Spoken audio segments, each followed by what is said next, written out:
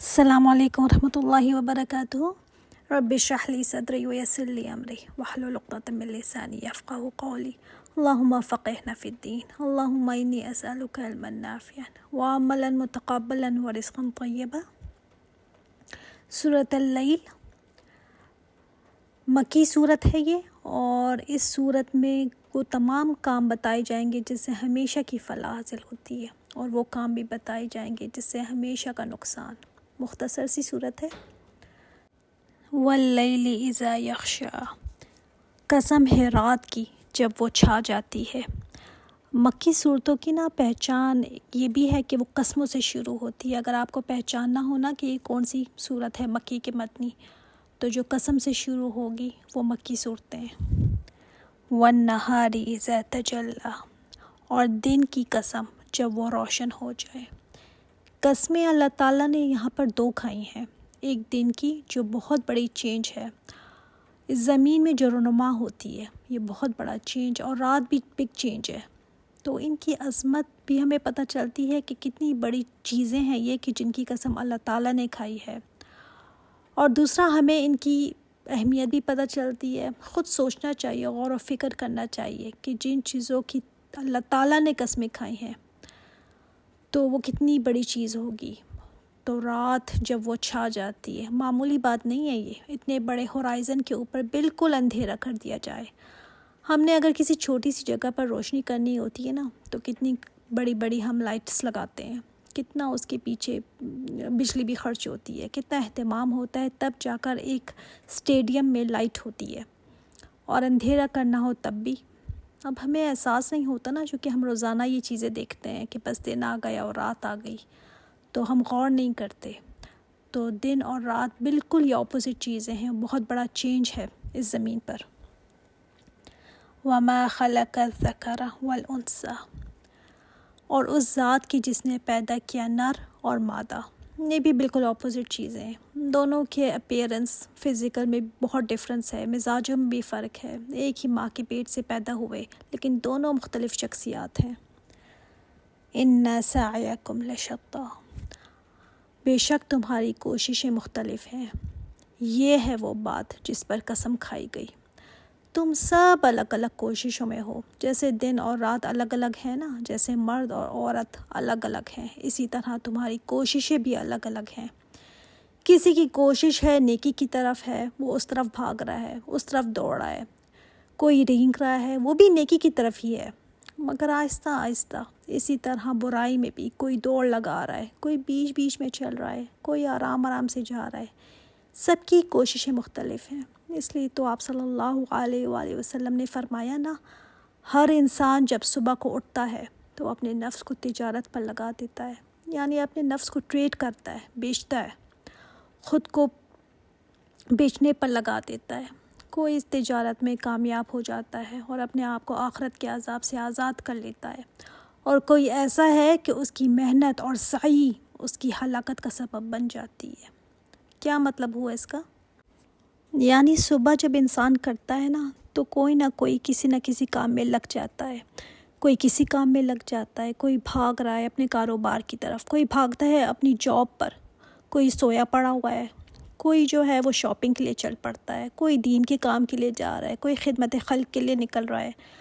اب سب کی کوششیں ڈیفرنٹ ہے، لیکن اگر کوئی نیک کام کر رہا ہے تو وہ بھی کوشش ہی کر رہا ہے۔ شتّیٰ سب کی مختلف ہیں۔ مثلا اگر ہم پڑھ رہے ہیں ایک گروپ میں تو ساروں کی کوششیں کیا برابر ہیں؟ نہیں، سب کی محنت ڈیفرنٹ ہے، حالانکہ سب ایک کی ڈائریکشن میں ہے، مگر سب کی سٹیجز ڈیفرنٹ ہیں۔ کوئی بہت آگے نکل رہا ہے عمل میں بھی اور پڑھ بھی رہا ہے، کوئی بس اوپر سے پڑھ رہا ہے مگر عمل میں بہت پیچھے ہے، اور کوئی ہے جو پڑھنے میں اتنا نہیں ہے مگر عمل میں بہت آگے ہے۔ تو یہاں پر دو کوششوں کا بتایا گیا، دو ایکسٹریمز بتائی گئیں، اور بعض مفسرین کہتے ہیں کہ یہ صورت ابو بکر صدیق رضی اللہ تعالیٰ عنہ کے بارے میں ہے، ان کے عمل پر اتری ہے یہ، کیونکہ یہ واقعی میں وہ عمل کرتے تھے جو یہاں پر بیان کیا گیا ہے۔ تو تمام پیغمبروں کے بعد عام لوگوں کے اندر جو سب سے بڑا مرتبہ ہے وہ ابو بکر صدیق رضی اللہ تعالیٰ عنہ کا ہے، اور ان کے اندر یہ صفات تھیں۔ اب یہ 3 صفات بیان کی گئی ہیں. اگر کوئی ٹاپ پر جانا چاہے نا تو آج بھی جا سکتا ہے، جیسے حضرت ابوبکر صدیق تھے. تو فلاح پانے کے یہ جو ہے نا ٹاپ کا لیول ہے. فَأَمَّا مَنْ أَعْطَى وَاتَّقَى، بس جس نے دیا اور جو ڈرا.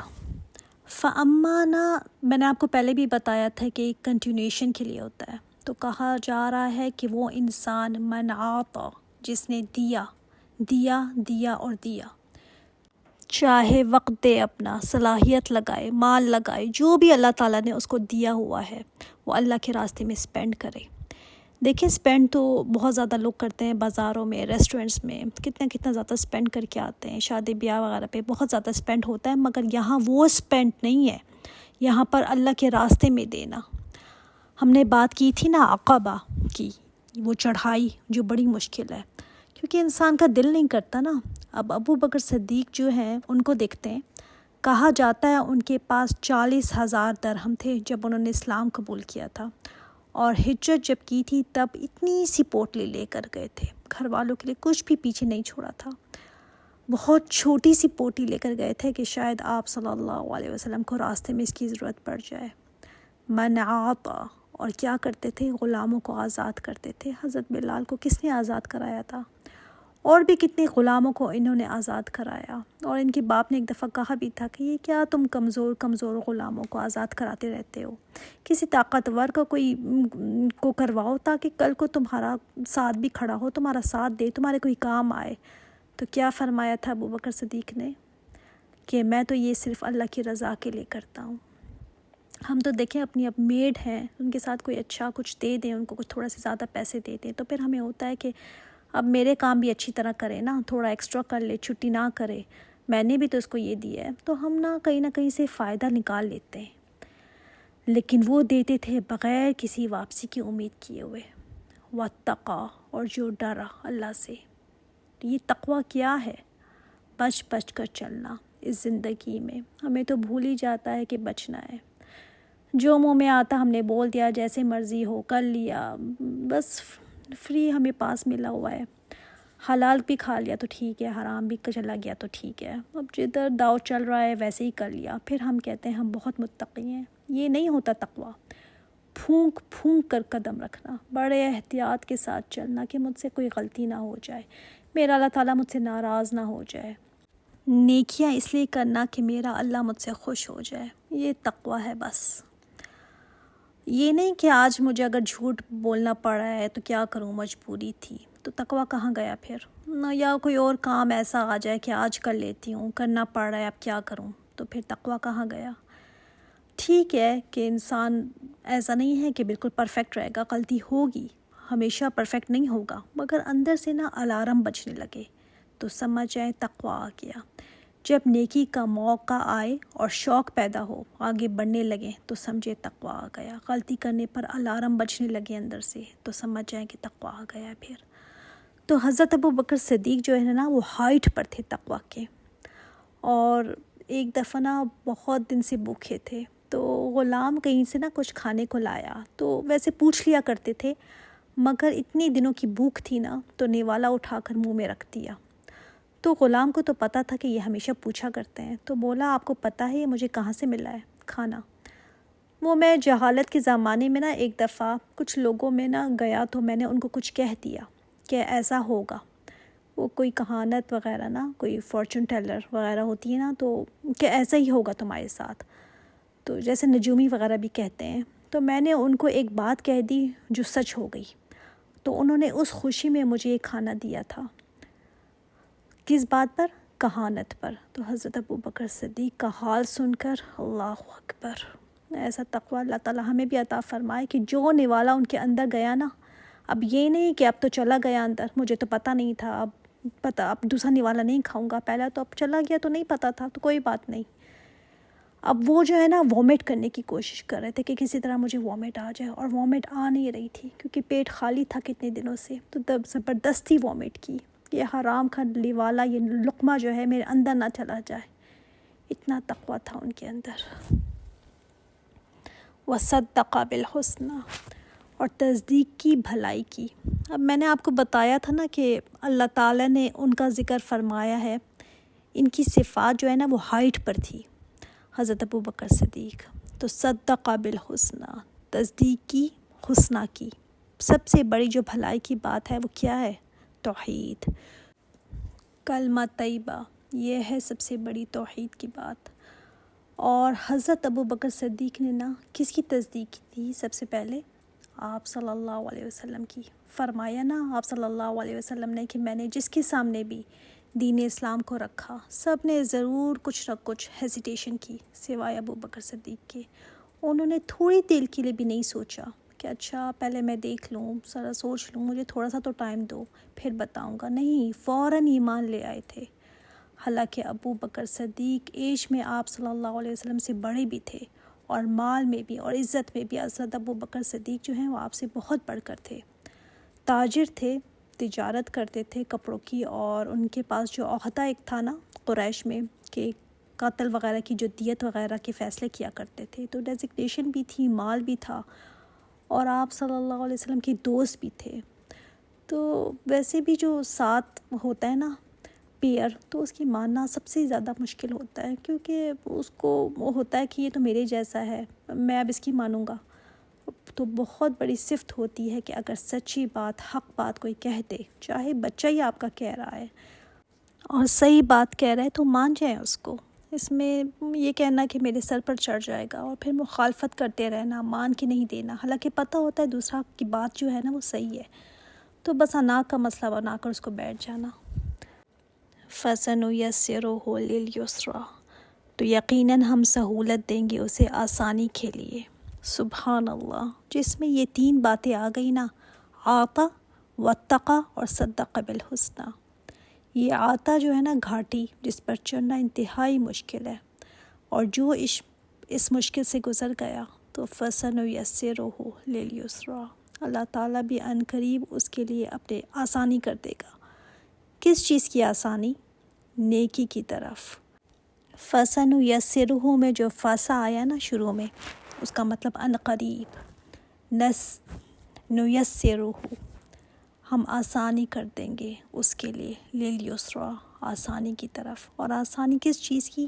نیکیوں کی طرف۔ اور جب نیکیاں کرنا انسان کے لیے آسان ہو جاتا ہے نا، تو اس کا کیا مطلب ہوتا ہے؟ جنت کا راستہ آسان ہو گیا، وہ راستہ آسان ہو گیا جو جنت تک آپ کو لے کر جائے گا۔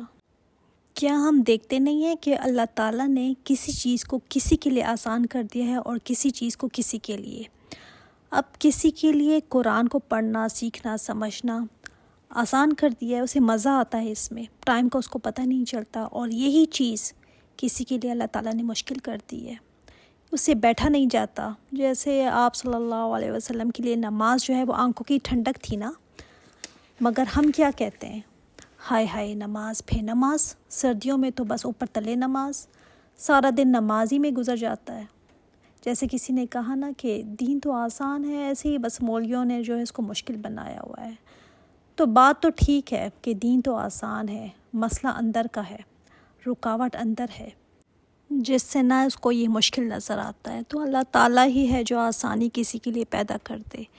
جنت بڑا مشکل راستہ ہے، لیکن اللہ تعالیٰ جس کے لیے یہ راستہ آسان کر دے، یہ تین صفات اگر اپنے اندر پیدا کر لینا تو اللہ تعالیٰ بھی آسانی کر دے گا جنت کی طرف۔ تین چیزیں جتنی زیادہ ہوں گی، جس میں آپ کے اندر جتنی یہ صفات زیادہ ہوگی، آسانی اتنی ہوتی چلی جائے گی۔ اب آگے دیکھیں اپوزٹ آ رہا ہے ان تین چیزوں کا، وَأَمَّا مَن بَخِلَ وَاسْتَغْنَىٰ، اور جس نے بخل کیا اور بے پرواہی کی۔ کس میں بخل؟ کس میں کیا؟ کوئی مال میں بخل کرتا ہے، بعض لوگ جو ہیں وہ علم میں بخل کرتے ہیں، علم کسی کو دینا، مجھے آتا ہے تو میں کیوں کسی کو سکھاؤں، جو صلاحیت بھی آپ کے پاس ہے اس سے کسی کو فائدہ نہیں پہنچنے دینا، میں کیوں دوں، میں کیوں بتاؤں، تو یہ بخل ہے۔ اور بخل جو ہے نا وہ ایک چیز میں نہیں ہوتا، جب بخل طبیعت میں ہوتی ہے نا تو پھر وہ ہر چیز میں نظر آتا ہے، صرف پیسے میں نہیں آتا۔ کوئی غلط راستے پر اگر جا رہا ہو تو میں کیوں بتاؤں، خود ہی ڈھونڈے نا۔ اسی طرح نیکی کے کام میں بھی میں کیوں کروں، کوئی اور کر لینا۔ جیسے بچوں کو کہو کہ پانی لے آؤ تو وہ کہے میں کیوں لاؤں، وہ اس کو کہیں نا وہ لے آئے۔ تو مقصد یہ ہے کہنے کا کہ میں کیوں کروں، اور میرے جو ہیں وہ کر لے نا، فلاں کر لے، فلاں کر لے۔ واستغنا، اور بے پرواہی کرتا ہے۔ پہلا کیا تھا؟ تقوی، جو پرواہ کرتا تھا، اور یہ کیا ہے؟ واستغنا، ڈونٹ کیئر ایٹیٹیوڈ۔ گناہ ہو بھی جائے تو ٹھیک ہے، حرام اگر چلا بھی گیا تو ٹھیک ہے، جہاں سے بھی مل رہا ہے بس مل جائے، بس ٹھیک ہی ہے، بس فائدہ کہیں سے مجھے مل جائے۔ اس کو پرواہ نہیں کہ اللہ تعالیٰ نے کس چیز سے راضی ہونا ہے اور کس چیز سے نہیں۔ وَكَذَّبَ بِالْحُسْنَى، اور جھٹلایا نیک بات کو۔ اس کی بہت بڑی مثال جو ہے نا وہ ابو لہب تھا، بخیل بھی تھا، بہت بے پرواہ بھی تھا، اور کذب بالحسنی پہ ٹاپ پر تھا وہ۔ اس میں بھی لیولز ہیں نا، کوئی سٹارٹ پر ہے، کوئی بیچ میں ہے، کوئی ٹاپ لیول پر ہے۔ کیا ہم نے کبھی سوچا ہے کہ بخل، بے پرواہی کا رزلٹ کیا ہو سکتا ہے، یا نیک بات، حق بات کو جھٹلانے کا رزلٹ کیا ہو سکتا ہے؟ فَسَنُيَسِّرُهُ لِلْعُسْرَىٰ، تو یقیناً ہم سہولت دیں گے اسے مشکل کے لیے، آسانی کر دیں گے کس کے لیے؟ تنگی کے لیے۔ کیا مطلب ہوا اس کا؟ عسرہ جو ہے نا آپ سمجھیں تنگ جگہ، جہنم، تو اس کے لیے جہنم کا راستہ آسان کر دیں گے۔ یہ راستہ اسے آسان لگنے لگے گا، مزے کا راستہ لگنے لگے گا، نہ کسی کو دینا ہے، نہ کسی کی ہیلپ کرنی ہے، بس ہمیں کیا، کسی کو کیوں میں بھلے کی بات بتاؤں، ہمیں کیا۔ تو یہ دو راستے دکھائے گئے ہیں، اب انسان کی چوائس ہے کہ کون سا راستہ اپنے لیے وہ چوز کرتا ہے۔ اس راستے کو آسان بنانا چاہتا ہے، یہ جو پہلے ہم نے ذکر کیا تھا اس راستے کی طرف اللہ تعالیٰ آسانی دے گا۔ وَمَا يُغْنِي عَنْهُ مَالُهُ إِذَا تَرَدَّىٰ، اور نہیں کام آئے گا اس کو اس کا مال جب اذا تردہ کا مطلب گرنا، اوپر سے نیچے خود کو گرانا، تو ہلاکت ہوئی نا، خود کو گرانا۔ تو اللہ تعالیٰ نے فرمایا کہ نہ کام آیا اس کو اس کا مال جب وہ ہلاکت کھڑے میں جا گرے گا، یعنی وہ مال جس کو بخل کی وجہ سے سنبھال کر رکھا کرتا تھا، کسی پر سپینڈ نہیں کرتا تھا کہ میں کام آئے گا میرے، تو قبر کے گھڑے میں جب جا گرے گا نا تو یہ مال اس کو کچھ نہیں دے گا، اور پھر جہنم میں جا گرے گا تو کیا کام آئے گا اس کو یہ مال؟ کچھ بھی نہیں۔ جس مال کو جمع کر کے رکھا کرتا تھا کہ یہ میرے کام آئے گا، میرا فیوچر، میری یہ جو ہے نا لگژری لائف ہوگی، تو کیا کام آیا اس کے؟ جب جا کر موت کے گھڑے میں گر گیا تو کیا کام آیا؟ اِنَّ عَلَيْنَا لَلْهُدَىٰ، بے شک ہمارے ذمہ ہے ہدایت دینا، بے شک ہمارے ذمہ ہے ہدایت دینا۔ اللہ تعالیٰ نے فرمایا کہ یہ میں نے اپنے ذمہ لی ہے، اللہ تعالیٰ ہی ہے جو دیتا ہے، اور اللہ تعالیٰ نے اس کا انتظام بھی کیا ہوا ہے۔ دیکھیے نا اللہ تعالیٰ نے کتنے انتظام کیے ہوئے ہیں انسانوں کو ہدایت پر لانے کے لیے، تو اللہ تعالیٰ ہی نے دی ہوئی ہے یہ ہدایت انسان کو۔ انسان کے اندر پہچان بھی رکھتی، رسول بھی بھیجے، کتاب بھی بھیجی، صرف اس لیے تاکہ انسان ہدایت پا لے۔ اور اگر انسان جو ہے نا اس کے اندر سچی طلب ہو نا، تو ہم جو سورہ فاتحہ میں دن میں 5 مرتبہ ہدایت اللہ تعالیٰ سے مانگتے ہیں تو اللہ تعالیٰ ہدایت دیتا ہے۔ پھر یہ بن مانگے نہیں ملتی، اس کے لیے طلب کرنا اس کو پڑتا ہے، اس کی چاہ ضروری ہے، تبھی یہ ملے گی۔